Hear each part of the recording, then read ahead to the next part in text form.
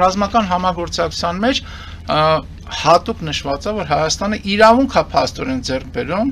ամերիկյան զենք զինամթերք գնելու։ Հիմա այդ իհարկե դրա համար հատուկ միջոցներ են պետք, ռեսուրսներ են պետք, բայց դրա համար կան նաև որոշակի, օրինակ վարկային միջոցներ, որը աշխատում է Ուկրաինայի դեպքում։ Ուկրաինան վարկային միջոցները դա գնում եւ վարկը տալիս է ոչ թե ամերիկան, այլ վարկը տալիս են եվրոպացիք, այսինքն ՆԱՏՕ-ն մասնավորապես։ Հիմա ուզում եմ ասեմ, այդ գործիքները թե ինչպես դա պետք է ֆինանսավորվի, դա մի բան է, որ ինքը իրենով հարց է, որը լուծման ենթակա է, բայց կարևորագույն փաստը նա է, որ Հայաստանը ձեռք է բերում իրավունք։ Եվ ձեռք է բերում իրավունք փաստացի այսօր աշխարհի լավագույն զենք ու զինամթերքը ունենալու, գնելու, հա, եւ նաեւ դրա համար անհրաժեշտ ուսումնական